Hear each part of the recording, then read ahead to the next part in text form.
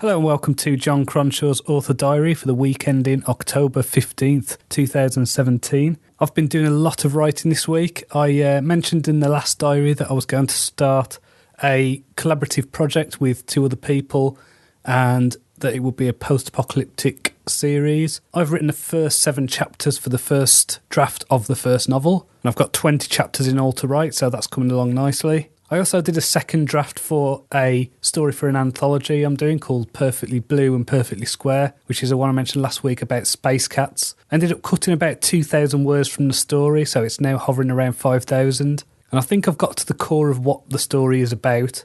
I'm a little bit concerned at the minute that the ending isn't quite what it should be. I have the events how I want them, but it's just kind of getting that gut punch that you need that's not quite there yet. So next week I'm going to try and do a third draft of that, maybe redraft the ending and tighten up the prose. In other news, I was on the Fantasy Fiends podcast this week. I was mainly talking about my short story collection, Her Name Was Red, and we had a discussion about the many faces of addiction. Now, because this happened at 5:30 Pacific time, it basically meant that it was starting at 1:30 in the morning for me. And I've got a young son who I have to take to school every morning, so I usually get up at 7 o'clock, so I am not used to staying up that late. And I think it probably comes across on the show that I was a bit tired. But I had a lot of fun doing it. I think Andy and Steve, who run the show, do a really great job. It's worth checking out. So that's the Fantasy Fiends podcast.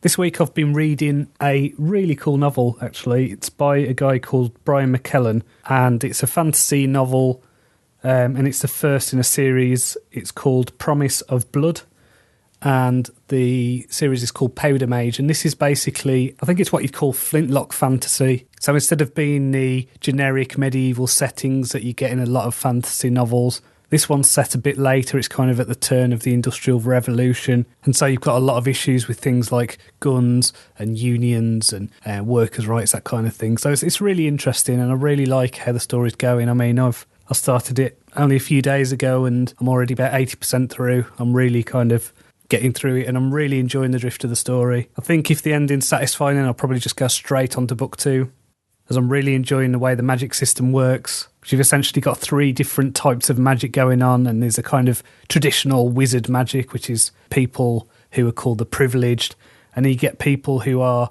called knacks. They have a knack for a certain thing, a talent, a proficiency for a particular thing. And then there's these powder mages, which are basically people have an affinity with gunpowder. And so you've got a conflict between the traditional magic and the kind of new forms of magic that are emerging because of the society. So it is a really interesting and well-told story. I think the writing's great. Really recommend that, really enjoying that. Last week I mentioned that I wanted people to get in touch with their questions, and I've had a few already, so that's fantastic. Eric Cooper asked, where do you get your ideas, and can I subscribe to the Idea Bank too? Ideas don't make a story, ideas are cheap. You can get ideas anywhere. Look around you. You know, we spend a lot of time finding distractions in our lives, and I think we need to give ourselves permission to daydream, to have a bit of quiet, to go for a walk and not listen to anything and not have any other distractions apart from our own thoughts. I mentioned last week that I read a short story, an essay and a poem every single day, and doing things like that is always giving me new ideas, fresh ways of doing things. And I think if you're a writer, you shouldn't be short of ideas. They're out there. You just need to make the connections, you know, walk around with a notepad, jot things down on your phone. I send myself text messages all the time when I come up with ideas. I think the worst thing you can do is sit down and think, right, I need to come up with an idea. That's not going to work. It doesn't work for me. My best ideas come out of the blue, or when I'm talking to other people or reading a story. So if you're watching a movie and thinking to yourself, oh, I wouldn't have done it like that. Okay, there's your idea. You start with that. When I first started writing, one of the things that I used to do was cut up bits of paper that had things I liked on. Because, you know, a lot of fiction is promoted as like, oh, it's like Game of Thrones meets Indiana Jones, or, you know, there'll be a cultural shorthand to explain what a story is about. So I used to rummage through a bag of names of different things that I liked and tried to come up with a mashup idea like that. I mean, that didn't work for me. I did a project with that idea and it got abandoned. I mean, that's probably saying more about me than it does the idea itself, but there are lots of different ways you can generate ideas. Lynn Sheridan asked a specific question about one of the characters in my Wizard of the Wasteland series, Abel.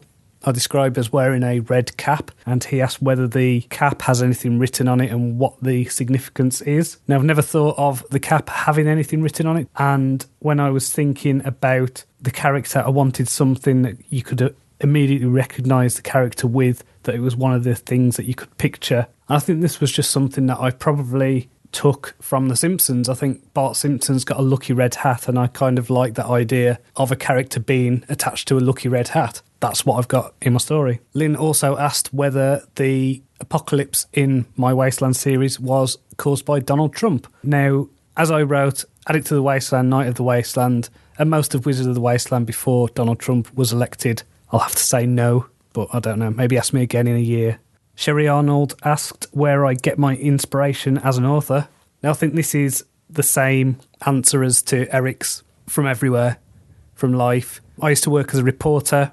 I've been to court cases, I've been to council meetings, I've interviewed prime ministers, I've spoken to criminals, I've spoken to victims, I've dealt with lots of different people from different walks of life, and I've listened to their stories, and I think all that inspires what I do.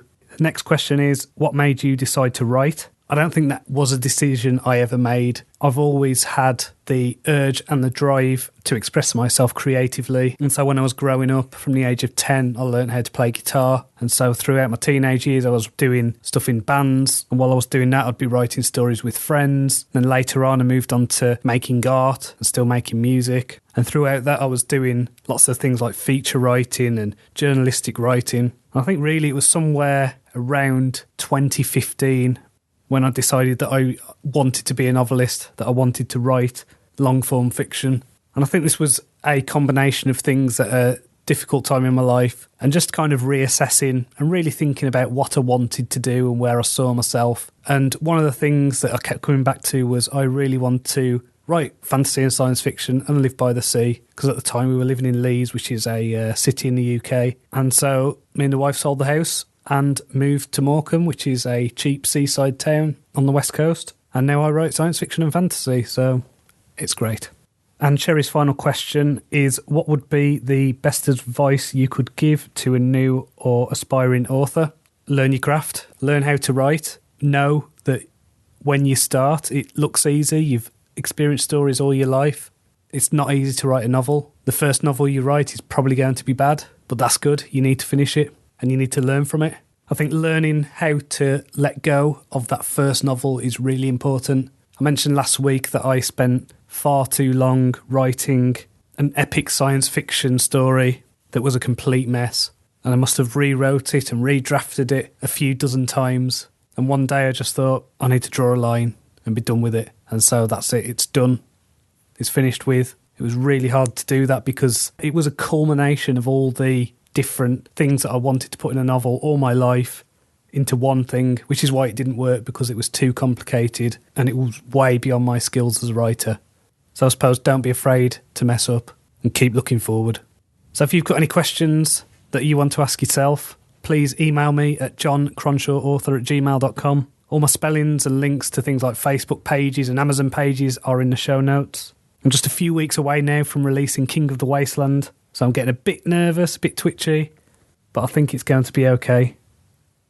Let's hope. So until next time, cheerio.